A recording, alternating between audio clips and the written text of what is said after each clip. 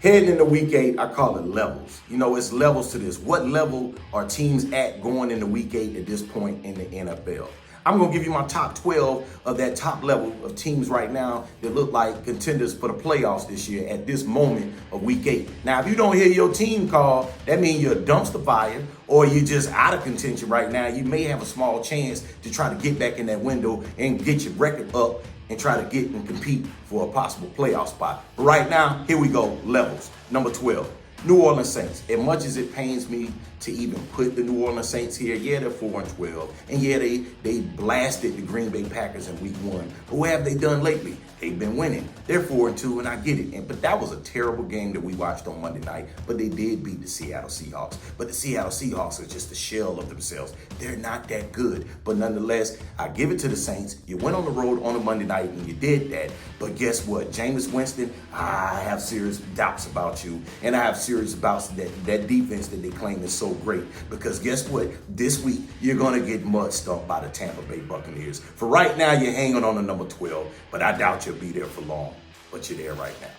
At number 11, I got the Las Vegas Raiders. I'm more impressed with the adversity that they showed, even though they laid the egg after their coach got let go or quit or whatever, and John Gruden, they laid the egg against the Bears. But if you look at it, the last 2 weeks, they went on the road to Denver, and they handled their business last week and got 2 good W's. And right now, they're sitting at 5-2. I mean, they still got the same players and the same weapons that were there before Gruden left. So you're saying there's a chance, but I want to see what they do over the next few weeks. That's why they got a chance to move up a little higher, or they can just drop out of the top 12, because we're going to see in a few weeks when they play Kansas City, when they play Cincinnati, and when they play Dallas, who are all known right now as possible contenders other than the Chiefs. But who knows? They still got Pat Mahomes. Maybe the Chiefs bounce back. But I want to see what the Raiders do in the next coming weeks. Right now, I give them number 11.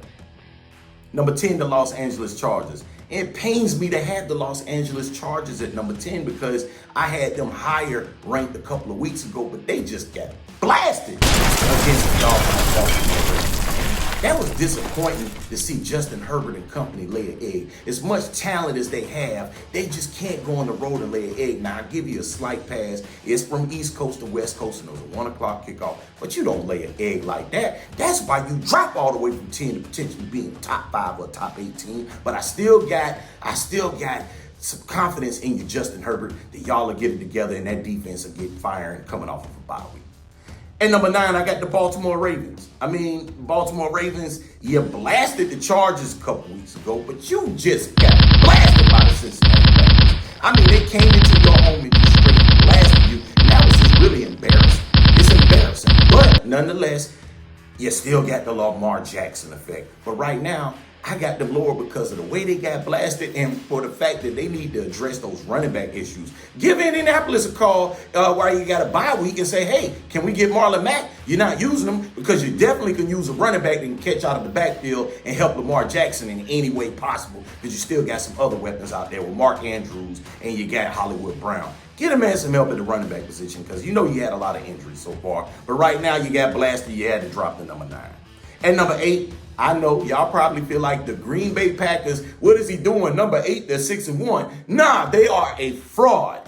They in my top 12 because they are 6-1, but I don't believe in Green Bay, y'all. They got blasted week 1 against the New Orleans Saints when they just completely looked clueless. And then they bounced back with some victories in the 6-1. They won, 6 in a row? But who did they beat? They barely beat the Bengals in the overtime game that was kind of questionable. They barely squeaked by the San Francisco 49ers. And the other teams that they beat are just clearly from a talent base, they're inferior to them. So I want to see what they do going down the road. And I want to see what they do Thursday night when they go to Arizona and get mud stumped and Aaron Jones gets reacquainted with Chandler Jones, who comes back for the Arizona Cardinals this week. And him and JJ Watt are just going to have a field day on them. Watch what I tell you. And Devontae Adams is out. And Adam Lazard is probably out. So what you going to do, Mr. Aaron Rodgers? You still going to make the magic happen? I don't believe you. You're a fraud. Green Bay, I know you're 6-1, but that's why you're number 8 on my list. Number 7, Tennessee Titans. Now, some people might feel like the Tennessee Titans are too high. Why do you got them at number 7? Well, I was impressed by the wins against Buffalo. That was a big win to get that win. And some people thought that they would lay an egg and feel too good about that win against Buffalo and lay an egg against Kansas City. No, they went into they blasted Kansas City. They did that to Kansas City. And I was more impressed by those couple victories together back to back. And they get these wide receivers healthy, and Julio Jones and A.J. Brown, if they can stay healthy, they still got Mr. Derrick Henry, who looks unstoppable at times. And I just like what they're doing. And the defense each week is getting better and better. I got Tennessee at number 7. At number 6, surprise, surprise, I'm buying the Cincinnati Bengals. I love what the Cincinnati Bengals are doing. I told y'all before the season that Cincinnati was going to hurt some feelings. And what did they do last week? They just blasted the Baltimore Ravens, a division rival. They did that. They handled their business. They went on the road and they did that against the Baltimore Ravens. Now, if you look at Cincinnati, Joe Burrow is balling. And now that young boy, Jamar Chase, his old college teammate, they got that chemistry going. They look good. If Joe Mixon stays healthy, you better watch out because they just don't have them. They got a couple other weapons at that wide receiver position, and their defense is very much so underrated. Look out for the Bengals. Yeah, I got them higher than some of the people you feel I shouldn't, but I do. I got them at number 6, just saying. At number 5, I got the Dallas Cowboys.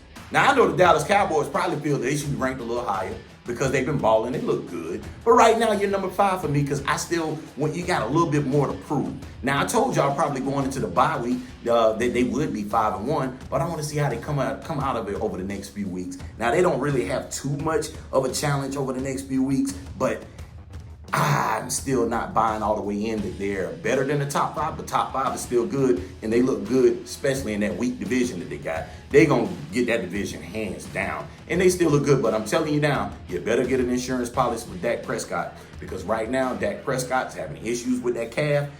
You might want to give Cam Newton a call, but right now, Dallas, you're looking solid. At number 4, Tampa Bay. The rich keep getting richer. Now, probably most of you think that Tampa Bay should be a little bit higher because they're the defending Super Bowl champs and they're 6-1. But Tampa, who have you been playing and who are you going to be playing over the next few weeks? You're going to look back at their record in the next 4 weeks and they're probably going to be 10-1 because you know why? They got the Saints this week, who they're going to mud stomp. Then they have a bye.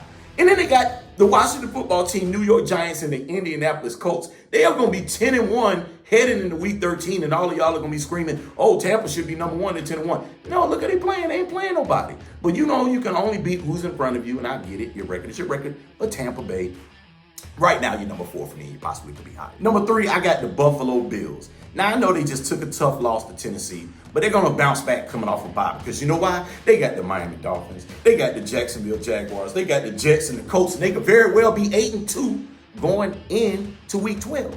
I mean, I just like what they're doing. They took that tough loss on a Monday night, but they still got the MVP candidate in Josh Allen. They still got Stephen Diggs. They're still doing good things on defense. They are still a tough overall team in that division of theirs. They're still going to handle that division. They're going to be just fine. I got the Buffalo Bills locked in at number 3.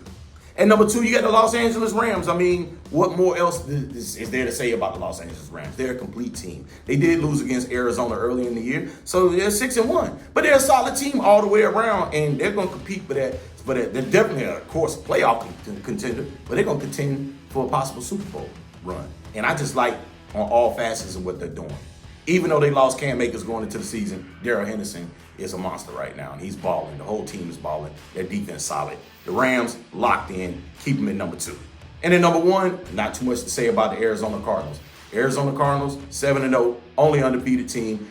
I want to see them handle business this Thursday against Green Bay. I want to see them mud stomp Green Bay like they can, and like they can show everybody why people should be believing in them, because a lot of people still are counting the Cardinals out because it's the Cardinals. But the fact is, their record is their record. They are 7-0, and they are kicking ass and taking names. Kyler Murray is balling. D-Hop is balling. Those other young wide receivers are balling. And that defense is just getting better and better. And guess what, Aaron Rodgers? Chandler Jones comes off an injury this week. He's going to say hello along with his friend, J.J. Watt. So if you don't like my 12, if you don't like my levels, hey, leave a comment. Let's talk about it. Tell me what you think. We can have a conversation, go back and back. These are just my levels going into week 8. A lot of football left to be played. Like I always say, it is a marathon, not a sprint. Let's just tune in. Just saying.